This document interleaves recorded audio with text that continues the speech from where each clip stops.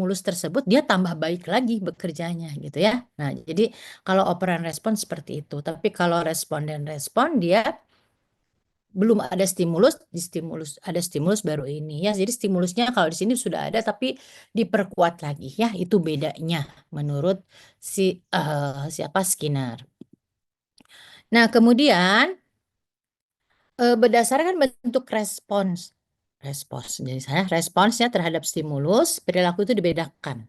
Jadi kita tuh bisa berperilaku yang tertutup atau covert behavior atau perilaku yang terbuka overt behavior ya. Nah, yang tertutup itu biasanya belum bisa diamati oleh seseorang gitu ya karena dia ada di dalam diri seseorang ya. Nah, biasanya dia bentuknya adalah perhatian ya, kemudian perasaan, persepsi, sikap terhadap respon tersebut atau terhadap stimulus tersebut gitu ya. Jadi covert behavior ini terjadi dalam diri sendiri gitu ya. Misalkan saya tahu gitu ya, mengetahui terus sikap misalkan menyikat gigi saya tuh tahu cara menyikat gigi yang betul tuh begitu gitu ya. Misalkan yang betul dengan metode BAS misalkan. Tapi di situ dia tahu bahwa suatu perilaku itu ada yang baik yaitu yang sesuai misalkan menyikat gigi dengan metode BAS. Nah, tetapi bentuk itu tidak diutarakan ya. Jadi hanya sebatas di benaknya saja ya pengetahuan. Jadi tahu bahwa itu tuh sesuatu perilaku yang harus dilakukan gitu ya, tapi belum dilakukan gitu ya. Nah, tapi yang kalau overt behavior gitu ya. Nah, itu adalah tindakan yang dapat diamati di luar. Jadi langsung tindakan itu terlihat begitu ya. Nah, di sini misalkan seorang anak sedang menyikat gigi. Betul, kita sedangkan sedang ya. Jadi betul-betul dia sedang melakukan suatu perilaku begitu ya. Nah, itu. Jadi bedanya antara covert dan overt itu di situ ya. Oke. Nah, kemudian prosedur pembentukan perilaku dalam operan conditioning ya. Nah, ini tuh di mana perilaku manusia adalah operan respon katanya ya. Oleh sebab itu, untuk membentuk jenis respon atau perilaku perlu diciptakan adanya suatu kondisi tentu yang disebut operan conditioning. Jadi perlu perlu ada sesuatu kondisi di situ ya. Nah, di sini dalam operan conditioning ini pembentukan perilaku ya atau shaping. Jadi terbentuknya perilaku shaping itu adalah proses di mana perilaku yang kompleks ya, misalkan nanti dari mulai kalian misalkan perilaku menyikat gigi sebelum tidur misalkan gitu ya. Nah, di mana itu kompleks sekali kan dari mulai dia mau pergi tidur, ke kamar mandi dulu ya, kemudian menyiapkan apa sikat gigi, pasta gigi, kemudian udah gitu menggosok giginya, kumur, terus ya, terus udah gitu apa melapnya dan membersihkannya, kemudian pergilah ke tempat tidur ya. Jadi perilaku menyikat gigi sebelum tidur itu tahapan-tahapan perilakunya banyak begitu ya. Nah, itu pembentukan perilaku atau shaping ketika seseorang itu mau. Jadi setiap perilaku itu ada terbentuknya bukan satu ya, jadi ada beberapa tahap kegiatan istilahnya kan begitu ya. Nah, Pe- eh, jadi operant conditioning atau pembentukan perilaku shaping ini adalah proses di mana perilaku kompleks itu dipecah-pecah menjadi langkah-langkah kecil ya dan diperkuat secara bertahap hingga perilaku target tercapai. Nah, jadi gini, di dalam operant conditioning ini itu ada suatu perubahan perilaku ya. Jadi kalau mau merubah perilaku itu ternyata tahapannya banyak gitu ya. Ada perilaku tadi ya sebelum tidur dia harus ke kamar mandi dulu. Nah, itu udah satu perilaku begitu ya. Nah, kemudian udah di kamar mandi apa yang dilakukan? Menyiapkan sikat gigi. Itu kegiatan juga ya, perilaku juga menyiapnya.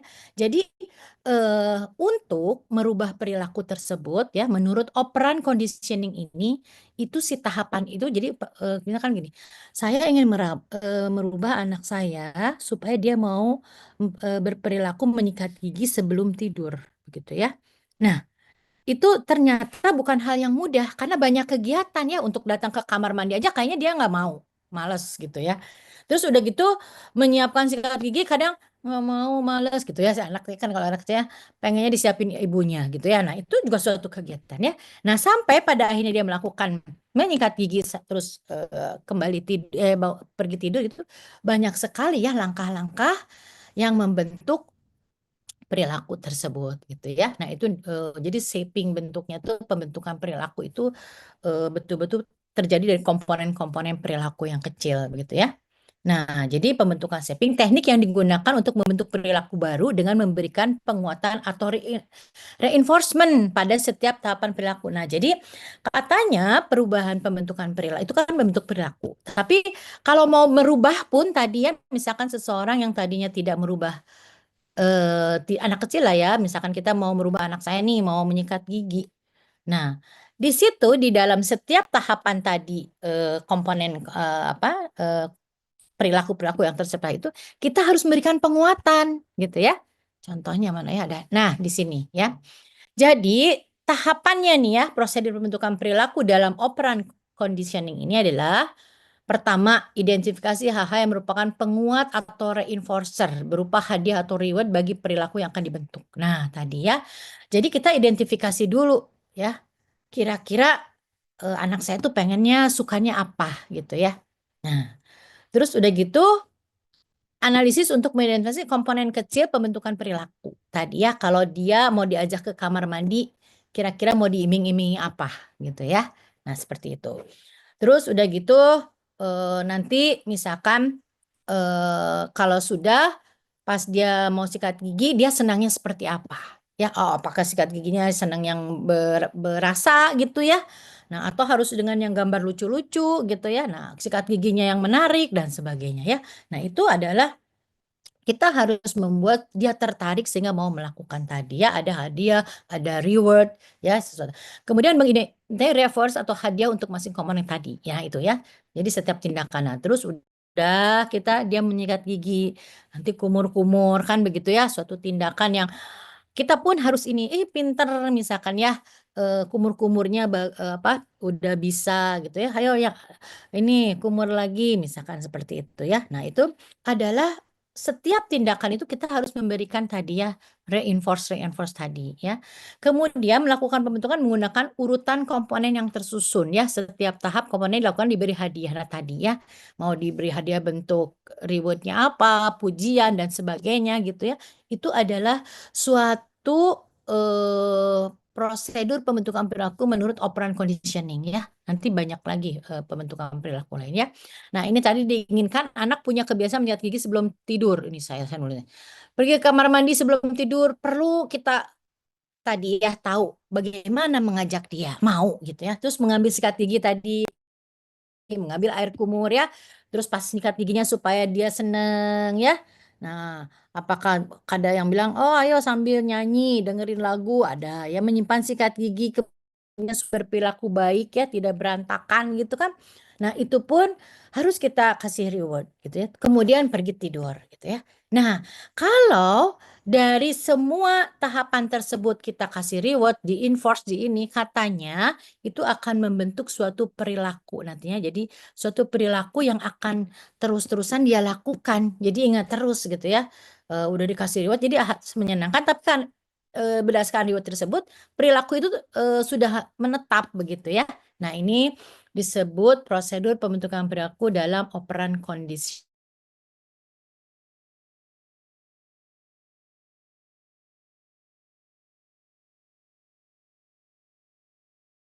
ya, perilaku manusia ya dalam manusia itu. Yaitu menurut Bloom nih dari tahun 1908 ya, jadul banget tapi ternyata teori ini masih eksis sampai sekarang ya. Nah, jadi penemuan-penemuan dahulu itu karena belum pernah ditemukan lagi nih gitu ya. Nah, berarti ada masih berlaku gitu ya. Tiga domain itu adalah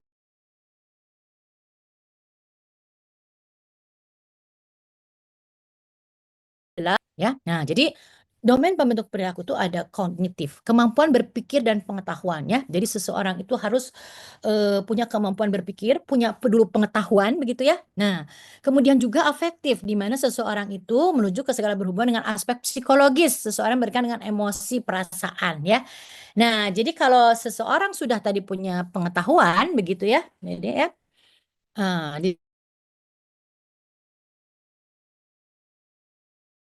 bertambah ya, yang tahu dia udah tahu kemudian beralih kepada afektif. Afektif itu apa ya? Nah, jadi ada growth in feeling ya, ada rasa emosional. Jadi ketika tahu, misalkan gini, oh menyikat gigi 2 hari sekali pagi setelah mandi dan malam sebelum itu penting ya ternyata. Ternyata saya baru tahu ya bahwa waktu itu adalah 2 waktu yang sangat penting. Jadi kalau satu terlewat, itu terjadinya karies itu bisa terjadi. Saya nggak mau gigi saya berlubang begitu ya. Nah, berarti afektif ya merujuk kepada tadi ya.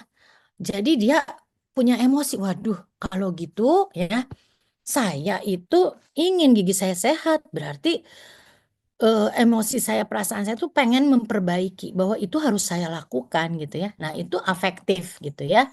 Berkaitan dengan perasaan gitu ya. Perasaan saya selama ini salah nih ya pemikiran saya. Jadi saya yang betul yang seperti ini. Nah, itu timbul gitu ya. Itu namanya afektif gitu ya. Jadi setelah tahu pengetahuan dicerna tadi ya bahwa kenapa sih harus 2 kali sehari, kenapa gitu ya.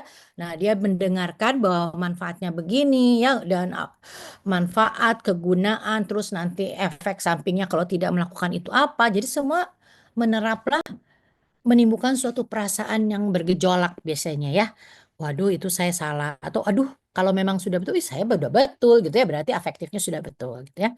Nah, kemudian yang ketiga adalah psikomotor ya, di mana keterampilan fisik, gerak, koordinasi, kecepatan, ketepatan. Nah, ini maksudnya tadi kalau tadi kita sudah tergerak, ya punya perasaan pengen memperbaiki untuk menyikat gigi yang tadinya kita nggak rutin tadi dengan waktu yang betul gitu ya, frekuensi 2 kali tadi, kita tergerak ingin melakukannya ya. Kalau baru tergerak ingin itu baru afektif ya.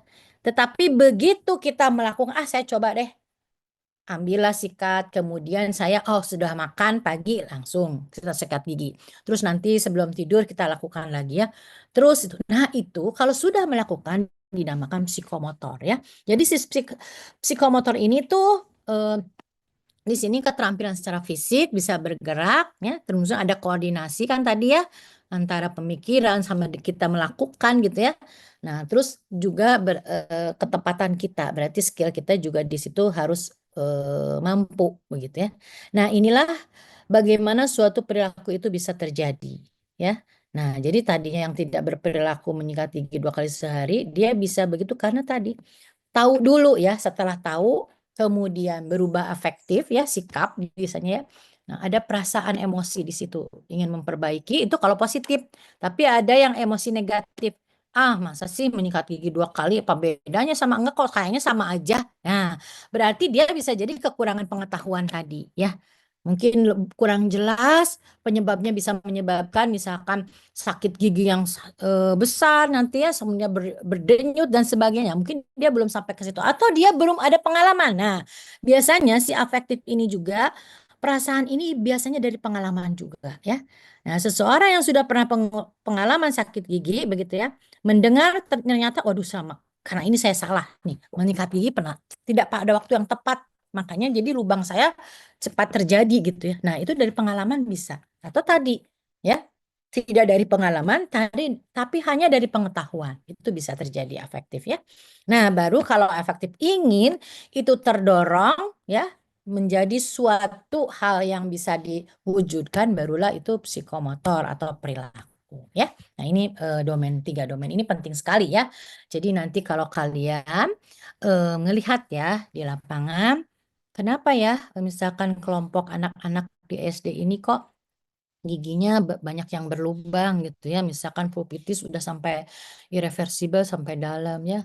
Nah, pas kalian wawancara atau apa, coba cek gitu ya, kognitifnya gimana ya, pengetahuan mereka tentang menyikat gigi aja ya, ngebersihin gigi aja mereka bener nggak sih? Oh nggak tahu, ya bayangin ya. Kalau sesuatu dia tidak tahu tentang tadi waktu 2 kali aja nggak akan mungkin efektif ada psikomotor ada gitu ya. Nah, boro-boro ada perasaan pengen ini dong, memang nggak tahu ya. Kemudian apalagi terjadi itu nggak akan ya. Nah seperti itu. Oke. Nah, 3 domain perilaku manusia ini dalam perkembangannya ya, teori Bloom ini. Nah, untuk pengukuran hasil pendidikan kesehatan, nah jadi kan digunakan dalam pengukuran pendidikan kesehatan ya. Jadi ketika kita misalkan memberikan edukasi, penyuluhan, dipakailah ya istilah pengetahuan, sikap, praktik, dan tindakan. Sebenarnya sama ini ya. Nah, tapi hanya untuk penilaiannya. Domain perilakunya knowledge tadi ya, pengetahuan atau tadi apa di sini tuh kognitifnya gitu ya. Nah, prosesnya bagaimana begitu ya? Nah, ini nanti kita lihat ya dari tahu, comprehension, application, analisis, sintesis, dan evaluation ya. Ini proses untuk terjadinya pengetahuan. Terjadinya attitude, menerima dulu, kemudian memberi respon, terus dari menerima memberi respon kemudian dia menilai, ada suatu penilaian positif yang menurut dia gitu atau negatif kalau dia menolak ya. Barulah responsible, dia baru berespon ya. Kemudian kalau praktis ataupun tadi tindakan atau perilaku yang sesungguhnya di sini guided respon. Nah, tadi ya menggait respon kita. Kita responnya positif, akhirnya dia menggait supaya bisa terjadi suatu perilaku tersebut gitu ya. Nah, kemudian bisa berbentuk suatu mekanisme tadi ya tahapan-tahapan tadi, kemudian akhirnya diadopsi. Ya, bisa sesuatu menjadi kalau adopsinya lama ya bertahan terus gitu ya, seperti itu. Nah, pengetahuan kita coba ini ya. Bagaimana pengetahuan itu adalah hasil penginderaan manusia ya. Nah, intensitasnya berbeda-beda nih kalian kuliah sekarang ya. Walaupun sama-sama mendengarkan saya, mungkin intensitas penerimaan akan berbeda-beda ya. Nah, tadi aja baru berapa menit, mungkin yang diterima oleh siapa Wirga bisa jadi 50% gitu ya. Terus mungkin yang diterima oleh siapa Novi bisa cuma 20% gitu ya. Nah, itu karena apa? Kadang kita lagi begini tuh mendengarkan, melihat, kadang pikiran kita juga terganggu ya atau terdistrak oleh yang lain begitu ya. Nah, ini ya jadi bisa berbeda atau ada kata-kata yang tidak dipahami terus terlewat biasanya begitu ya. Nah, jadi dasar pengetahuan ini untuk mengambil suatu keputusan, menentukan tindakan tadi ya. Kalau kita mau menyikat gigi 2 kali sehari, pada akhirnya setelah tahu dia kita bisa ngambil keputusan ya, oh itu penting buat kita, oh atau tidak penting gitu ya. Nah, jadi sesuatu ilmu yang kita ketahui, pengetahuan tersebut pada akhirnya kita bisa menyaringnya untuk membuat suatu keputusan gitu ya. Nah, pengetahuan atau ranah kognitif ini sangat penting dalam membentuk overt behavior gitu ya, perilaku yang terlihat sesungguhnya kayak tadi menyikat gigi gitu ya. Nah, seperti itu. Jadi kalau covert itu berarti nggak tahu seseorang itu benar-benar melakukan atau tidak ya, karena dia baru ada di dalam apa pemikirannya baru sampai sikap begitu ya kalau covert itu biasanya. Kalau overt sudah betul-betul sampai tindakan ya. Nah, pengetahuan yang tercakup dalam domain kognitif ini mempunyai 6 tingkatan tadi ya. Tahu bagaimana caranya tahu? Ya itu recall memori ya. Saya ngasih kuliah gini, kemudian kalian merecall ya. Oh, pengetahuan itu artinya ini. Domain pengetahuan itu ada 3, adalah afektif gitu ya, kognitif dan psikomotor. Nah, itu kan recall namanya diulang kembali. Kemudian memahami tadi ya. Nah, setelah kita dikasih tahu tadi ya seseorang itu tentang menyikat gigi 2 kali sehari, kemudian dia paham ya, karena tahu di situ dijelaskan kenapa harus 2 kali sehari, manfaatnya, kegunaannya, akibatnya kalau tidak dilakukan gitu ya. Nah, sehingga dia pada akhirnya memahami hal-hal tersebut ya. Kemudian baru setelah paham, tertarik tadi ya, ada sesuatu yang dia ingin aplikasikan, ingin coba begitu ya. Nah, dapat menggunakan materi yang dipelajari. Ah, saya ingin menggunakannya gitu. Nah, atau contohnya nih bisa misalkan untuk siklus problem solving ini mah contoh lain ya. Nah, misalkan kalau aplikasi berarti kita sudah mempelajari tentang kemarin ya, tentang tahapan problem solving, kemudian kalian praktikum bisa mengaplikasikannya. Nah, ya jadi pengetahuan bisa diaplikasikan. Udah sampai tahap aplikasi ini ya. Nah, kemudian ada juga tahap analisis ya, kemampuan seorang untuk menjabarkan atau memisahkan mencari hubungan. Nah, ini beda lagi ya.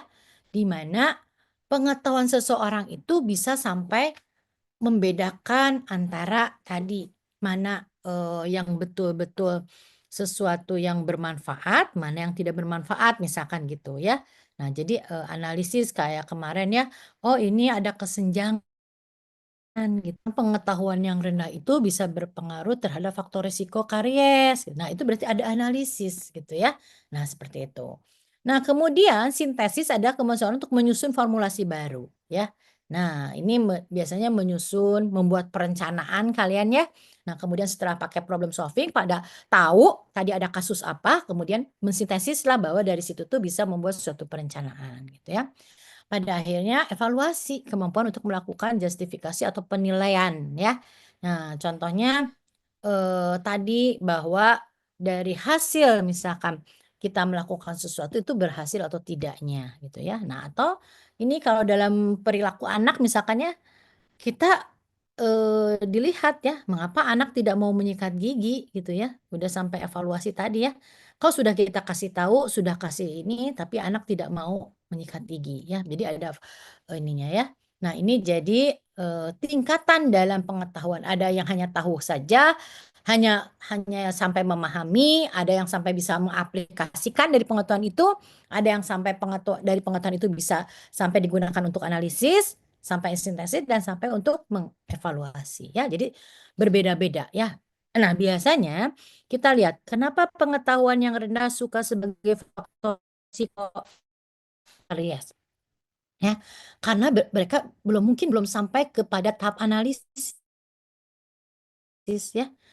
Kenapa manfaatnya menyikat gigi? Belum nyampe ya. Dia hanya aplikasi aja bahwa, oh katanya nyikat gigi 2 kali sehari, ya udah. Tapi begitu ada suatu faktor ya, yang mempengaruhi misalkan kemalasan atau apa, itu bisa berubah lagi. Pengetahuannya bisa jadi nol lagi, nggak berguna lagi gitu ya. Nah berarti bahaya kalau tahap sampai sini ya, berarti harusnya pengetahuan udah bisa sampai ke tahap evaluasi begitu ya. Sehingga kalau sudah evaluasi, oh ada untung ruginya dan ini, oh bener ya menyikat gigi itu ternyata memberi dampak positif gitu ya, kalau yakin itu nanti akan mudah untuk terjadinya suatu perilaku ya. Nah jadi di sini bisa kalian lihat ya, nah ini memang tahun 56 dari knowledge comprehensive application analysis terus evaluasi. Nah sekarang dari 2001 berubah nih dari si domain kognitif itu ya, di sini perubahannya adalah evaluasinya di akhir. Jadi meng-create dulu evaluasi ya, perbedaannya di situ. Nah, sekarang bagaimana mengukur pengetahuan tersebut ya supaya seseorang itu, atau tetap atau malah berkurang begitu ya. Nah, biasanya kalau berkurang itu karena apa? Ya karena dia benar-benar tidak, tapi dia malah mengisi, ya betul-betul tidak tahu kalau kurang itu, tapi kalau dia tahu, tapi masih stuck di situ ya penambahannya tidak menambah. Tapi kalau penambahan berarti pengetahuan baru dia punya ya. Nah, bisa diukur dengan wawancara atau kuesioner. Nah, biasanya kan coba kita ingin tahu kan adik-adik ya ke lapangan pengen mengukur pengetahuan.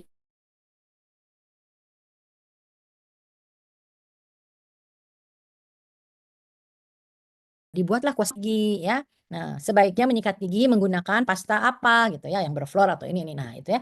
Jadi kita ingin mengukur pengetahuan seseorang, bisa dengan cara ini ya. Nah, menilai berdasarkan tingkat pengetahuan, nah ini ya, kita juga bisa membuat pertanyaan-pertanyaan tersebut berdasarkan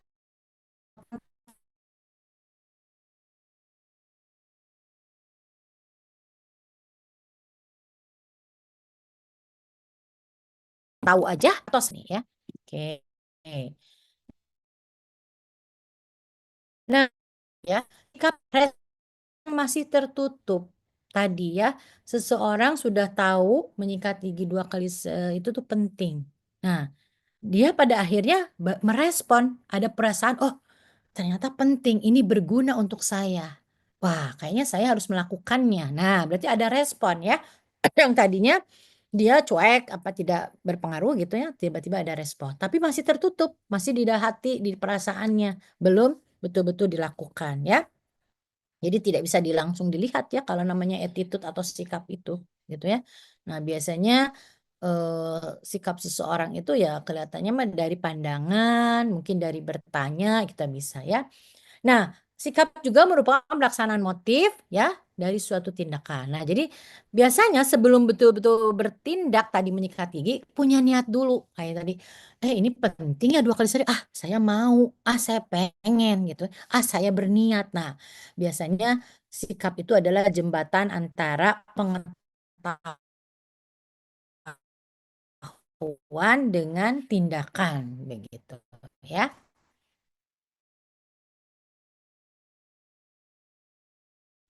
Istilahnya persiapan untuk betul-betul mau melaksanakan. Jadi saat udah tekad punya niat kuat ini kuat, akhirnya tindakan itu bisa terjadi ya. Nah, ada 3 kelompok komponen sikap ya menurut Alport. Ini tahun 54 juga nih ya, masih eksis sekarang. Ada kognitif, afektif, dan konatif ya. Nah, jadi sikap itu katanya didahului dengan kognitif ya. Nah, dia punya pemikiran, punya pengetahuan, keyakinan dulu gitu ya tadi ya. Nah, saya betul menyikat gigi itu tadi 2 kali sehari. Saya yakin apa yang diutarakan misalkan oleh dokter gigi tersebut betul gitu ya. Nah, sehingga itu kognitifnya jalan gitu ya. Nah, kemudian langkah selanjutnya ke afektif. Afektif itu apa? Mencakup perasaan emosi dia. Wah, kalau sudah tahu, yakin itu benar, dia punya perasaan emosi. Aduh, saya ingin merubahnya. Aduh, saya salah. Saya ingin membetulkan ya. Itu perasaan. Saya ingin melakukan gitu ya. Itu afektif. Nah, konatif adalah menunjukkan kecenderungan atau perilaku seorang terhadap objek. Nah, inilah yang betul-betul dilakukannya. Tadi ya psikomotor dengan betul-betul dilakukan ya. 3 komponen ini kalau bersama-sama maka akan membentuk sikap yang utuh atau total attitude katanya ya. Betul-betul maksudnya total attitude yang sikap yang utuh itu tadi betul-betul mendekati untuk terjadinya suatu perilaku ya. Nah, pengetahuan, pikiran, keyakinan, emosi itu semuanya di sini bersatu si kognitif, afektif dan konatif tersebut ya. Nah, sehingga pada akhirnya memudahkan untuk terjadinya suatu perilaku. Nah, proses pembentukan sikap itu bagaimana ya? Jadi 3 komponen tadi ya, kognitif, afektif, konatif gitu ya. Nah, dipengaruhi oleh pengalaman, interaksi sosial dan faktor budaya gitu ya. Nah, tadi yang saya bilang begitu dapat pengetahuan kita menambah ya, atau juga dari pengalaman ya. Nah, bisa jadi dari pengalaman saya dulu memang kalau tidak menyikat gigi karies itu berkembang gitu ya. Saya males begitu ya. Nah, itu dari pengalaman bisa seperti itu ya. Nah, contohnya nih seorang telah mendengar tentang karies gigi ya, mendengar penyebabnya, akibatnya ya, cara mencegahnya sehingga ya pengetahuan itu membawa orang tersebut untuk berpikir dan berusaha supaya giginya tidak berlubang. Aduh, ternyata itu bermanfaat gitu. Nah, itu ya. Sehingga di sini ada komponen emosi dan keyakinan yang ikut bekerja ya bahwa saya ingin menyikat gigi tersebut tadi ya berniat ya sikap dulu positif gitu ya terus kemudian punya niat. Nah, niat inilah jembatan antara sikap dan perilaku ya. Pada akhirnya orang tersebut punya sikap tertentu yang positif yang mau melakukan ya. Tapi kalau sikap negatif berubah jadi tidak melakukan ya. Gitu. Nah, pengukuran sikap bagaimana caranya? Ya, ini dapat dilakukan dengan pernyataan-pernyataan hipotesis ya, kemudian ditanyakan pendapatnya kepada responden ya. Nah, ini lebih akurat sebenarnya pengukuran ini ya. Jika Anda sakit gigi, misalkan Bu, jika Ibu sakit, apakah akan cepat ke dokter gigi? Ya, kita menduga nih bahwa si ibu ini kalau sakit pasti ke dokter gigi. Ternyata, enggak, saya mah minum obat dulu aja. Oh, berarti ya, dia berarti ibu itu tidak setuju dengan pernyataan kita ya. Nah, berarti ke negatif kan sikapnya ya. Nah, seperti itu. Itu bisa terukur gitu ya. Kemudian pengukuran lain dengan skala Likert ya, setuju atau tidak setuju gitu ya. Misalkan Ibu setuju nggak menurut Ibu? Kalau menyikat gigi itu penting, kalau dilakukan harus 2 kali sehari. Ah enggak, 1 kali aja cukup. Nah, berarti tidak setuju ya. Nah, itu ya. Atau dengan skala Goodman ya, ya tidak tadi ya. Bu, apakah ini betul menyikat gigi itu 2 kali sehari? Iya, betul gitu ya. Nah, berarti itu ada bisa. Atau dengan semantik diferensial. Nah, semantik diferensial itu biasanya satu skala gitu ya menggunakan skala bipolar ya. Jadi misalkan menurut Ibu menyikat gigi 2 kali sehari itu menurut pandangan Ibu gimana? Baik atau buruk? Oh baik, gitu kan. Terus menurut Ibu positif atau negatif? Suatu kegiatan positif atau negatif? Oh positif gitu ya. Nah, terus bisa jadi itu berguna atau tidak Bu? Oh menurut saya berguna ya. Nah itu bipolar itu, skala bipolar itu biasanya 5 ada 6 gitu ya, itu berapa aja yang menyangkut hal yang sama. Jadi karena gini, seseorang itu bisa berubah sikap bisa dari berbeda. Tadi ya, dari pandangan baik buruk dia, dari pandangan positif negatif dia, dari pandangan kegunaannya berguna atau tidak ya. Nah, jadi kalau kita nanyakan cuma satu baik buruk bisa jadi dia pandangannya buruk. Positif negatif dia bisa jadi positif. Nah, nanti dirata-ratakan biasanya dari 5 misalkan bipolar itu kita rata-ratakan. Rata-ratanya teh arahnya ke positif atau ke negatif. Ya, itu bipolar semantik diferensial. Nah, ada yang secara langsung ya ditanyakan langsung begitu ya. Nah, pertanyaan sederhana mudah dipahami namun rentan terhadap bias sosial. Nah, ini karena kalau kita nanya langsung biasanya dia pasti memberikan jawaban yang positif. Takut malu, pengennya tuh dianggap bener aja gitu ya. Misalkan, Ibu setuju nggak menyikat gigi itu harus dengan pasta gigi yang berfluoride? Oh, iya setuju. Padahal dia tidak melakukan itu gitu ya. Nah, tapi karena malu nih ditanya sama dokter gigi gitu kan, dia tahu bahwa itu tuh harus pakai itu tapi dia malas sebenarnya di rumah ya. Nah, bisa jadi itu namanya bias sosial seperti itu ya. Nah, jadi sebenarnya secara tidak langsung itu lebih bagus ya untuk penilaian suatu sikap. Nah, sekarang kita beralih ke yang ketiga ya. Domain perilaku yang adalah tindakan atau praktik ya. Di sini menjadi suatu perbuatan perilaku nyata ya, berarti diperlukan faktor pendukung ya, support gitu ya kalau praktek itu. Jadi, nah sikap anak yang ingin menyikat gigi rutin harus mendapat dukungan motivasi dari ibu gitu ya. Nah kadang gitu dia udah pengen, udah tahu mau menyikat gigi, tapi kalau kadang nggak dimotivasi sama ibunya gitu, dia kembali lagi relapse, nggak mau lagi, males lagi gitu ya. Nah apalagi kondisi anak-anak ini, karena apa? Dia belum tahu ya. Manfaatnya apa begitu ya. Misalkan padahal gigi berlubang nggak ngerti nanti teh gigi berlubang teh bagaimana sakit atau tidak ya. Nah, makanya di sini suatu tindakan memang perlu support tadi ya. Nah, seperti itu supaya bisa menguatkan. Nah, pengukuran perilaku bisa langsung dan tidak langsung juga ya. Yang tidak langsung tadi melalui wawancara ya, recall gitu ya, menggunakan pertanyaan. Misalkan berapa kali gigi dalam satu hari Bu? Oh saya menyikat giginya 2 kali. Oh berarti perilakunya betul 2 kali gitu ya. Nah atau dengan kuesioner pernyataan tertulis. Bisa juga dengan skala Likert tadi ya mengukur perilaku ya. Nah misalkan tadi menurut Ibu apakah Ibu menyikat gigi sering saya lakukan sehari 2 kali? Setuju atau tidak? Oh setuju. Berarti dia lakukan gitu ya. Nah, itu pengukuran-pengukurannya. Secara langsung adalah dengan observasi tindakan ya, mengamati perilaku. Nah, ini sebenarnya kalau dalam psikologi ini lebih bagus ya karena nyata real gitu ya. Karena kalau dengan tidak langsung kadang tadi ada bias sosial tadi seperti itu ya, sosial tadi. Nah, itu ya. Bisa dengan survei juga ya. Nah, itu. Jadi macam-macam nanti ngukur pengetahuan, harus hati-hati adik-adik ya kalau membuat kuesioner tadi harus dengan kata yang betul-betul mengukur sikap, mengukur perilaku ya. Nah, sekarang kita beranjak ke perubahan perilaku ya. Nah, perubahan perilaku ada adopsi perilaku baru. Nah, ini ya. Adik-adik kan praktikum, terus udah menganalisis situasi, teridentifikasi ya. Pas lihat tuh perilaku menyikat giginya masih rendah gitu ya. Aduh, perilaku dietnya masih rendah. Aduh, perilaku kunjungan ke dokter giginya juga gitu ya. Nah, hal tersebut pastinya juga harus kita lakukan intervensi untuk merubah perilaku yang tidak baik menjadi baik, yang buruk menjadi lebih baik gitu ya. Yang tadinya dia tidak lakukan menjadi dilakukan gitu ya. Nah, ini perubahan perilaku ya, proses yang kompleks memerlukan waktu yang relatif lama ya. Nah, jadi jangan berputus asa, jangan jangan berharap perilaku anak ya. Terus besoknya dia mau melakukan gitu ya. Nah, itu di dalam proses perubahan perilaku belum tentu ya. Bisa jadi ada seseorang yang mau proses lama. Udah tahu gitu ya. Tapi untuk bersikap positif, tapi pas melakukan nanti aja, males. Tahu penting tapi nanti. Nah, itu kan berarti belum terjadi perubahan perilaku ya.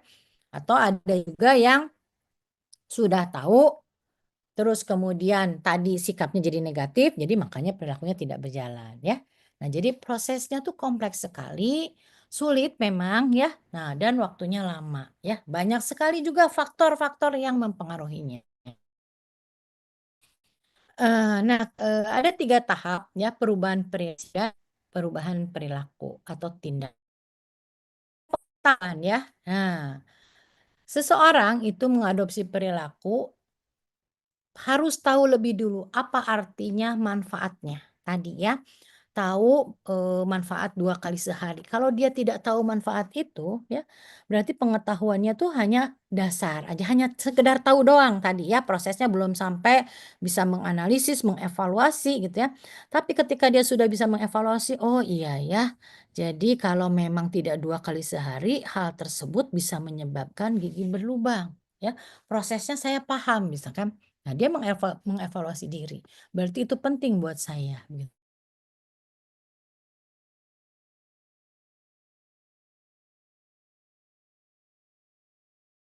gitu ya, karena tahu sehingga nanti akan berpengaruh tadi kepada perubahan perilaku tadi ya. Indikator lain digunakan terkait tingkat pengetahuan kesadaran terhadap kesehatan. Nah, biasanya seperti apa sih? Nah, tadi ya, penyebab penyakit tadi ya, bagaimana terjadinya karies. Oh Bu, ini teh ada bakteri di mulut, kemudian ada sisa makanan ya, berfermentasi menghasilkan asam. Nah, bayangkan ya Bu ya, berarti sisa makanan yang nggak bersih ini bisa menyebabkan terjadinya asam dan gigi bisa matrik-matriknya bisa lepas. Nah, Ibu tahu, oh berarti menyikat giginya harus benar. Karena kalau enggak ya, penyebabnya ini adalah si sisa makanan tadi ya, akan difermentasi oleh bakteri yang ada di mulut begitu ya. Dari pengetahuan tersebut gitu ya, nanti itu dia akan mempunyai proses bahwa itu suatu yang penting ya. Nah gitu ya. Jadi pengetahuan itu bisa merubah nanti biasanya bengkak, berdenyut ya, sakit dalam ini, ketika minum panas, wah itu akan menambah seseorang, akan tanda-tanda begitu bisa menambah pengetahuan ya, bisa merubah tadi ya, bagaimana cara penularannya dan sebagainya ya. Nah, proses adaptasi perilaku gitu ya, ini didasari oleh pengetahuan dan kesadaran sikap yang akan bersifat langgeng. Nah, tadi ya sudah dengan pengetahuan yang positif tadi, tahu manfaatnya, tahu kegunaannya, tahu akibatnya gitu ya. Nah, kemudian juga tadi sikapnya positif karena saya ingin menghindari semua itu sehingga saya harus melakukan itu dengan baik gitu ya. Nah, itu katanya akan menjadikan suatu perilaku nantinya kalau berjalan menjadi langgeng atau long lasting ya. Jadi tidak akan relapse lagi kembali atau gimana ya. Nah, jadi perilaku memang bisa terjadi tanpa didasari tadi pengetahuan dan sikap yang kuat. Kalau tadi tanpa didasari pengetahuan, hanya disuruh aja gitu ya, disuruh ibunya, "Ayo kamu menyikat gigi nanti gini, ini." Terus sikapnya ya udah jadi positif karena saya kan takut dimarahin ibu begitu ya, perasaannya takut dimarahin ibu dan bukan perasaannya pada manfaatnya. Nah, pada akhirnya dia melakukan ya, hal tersebut tidak akan berlangsung lama ya. Beda dengan kalau seseorang itu tahu dulu manfaatnya, tahu akibatnya, tahu. Nah, itu akan long lasting, katanya begitu ya menurut penelitian ya. Anak disuruh tanpa tahu maknanya menyikat gigi itu akan berubah nanti udah nyampe di rumah atau apa ya, cuman sekolah aja karena takut sama gurunya gitu ya. Nah, beda kalau didasari dengan betul-betul pengetahuan tadi ya.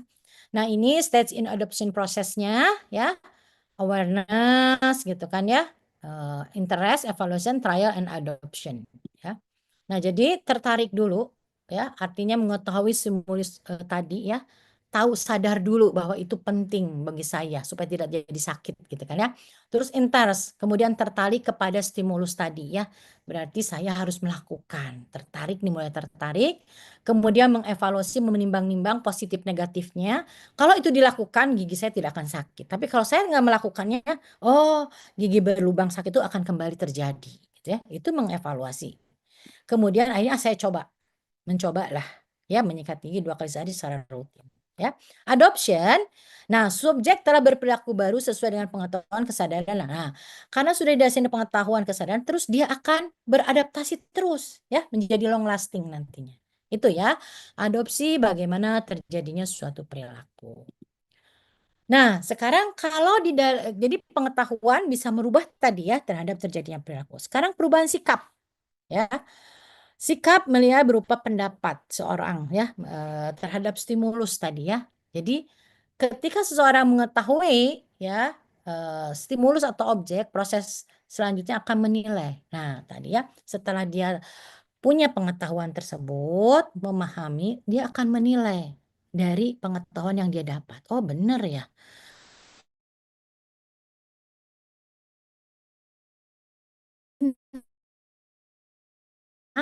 Gigi nih ya. Jadi proses karya bisa terjadi gitu ya. Dia menilai, kemudian sikap gitu ya. Nah tadi, saya ingin merubah berarti ini benar nih harus saya kerjakan gitu ya.